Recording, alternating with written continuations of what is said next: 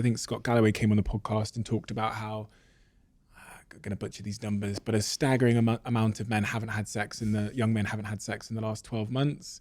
And then when I looked at the comments section, specifically on YouTube, I kind of saw that energy reflected, where it looked like young men in particular were struggling to seduce a mate, a partner in the modern world. Is that real in your view? Is there something that has changed in society? Has that always been the case?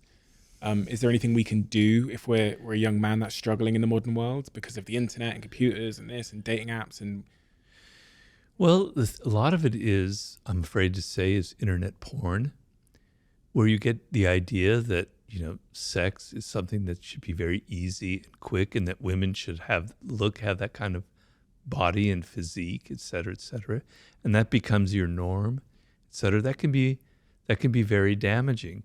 But the idea that things must come easy and quick is very prevalent.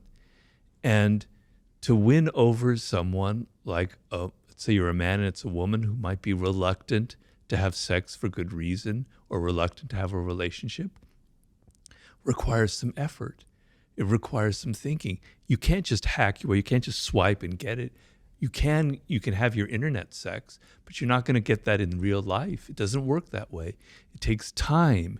It takes patience, and you're going to have to work at, and you're going to be rejected. Being with people is a skill. Being a social animal, although there's a part that comes naturally, if you spend all of your time here, you're losing that skill of how to respond to people's body language. Half of the thing is you're sitting in a bar opposite, let's say it's a woman, and how she crosses her legs, how she sips her drink, how she looks at you, how she touches her hair. She's signaling things. It's a language. It's a beautiful language, right? You have to learn it, and you're not going to learn it here because you can't. You have to be in person. It has to be skin to skin. You have to get a feel for what other people are thinking and feeling.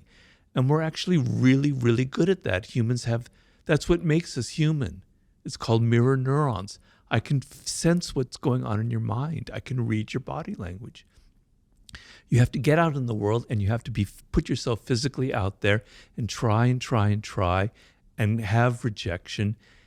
And I know it sounds awful, but it is a skill in a way where you're learning how to understand and deal with people and understand who they are and get inside their spirit.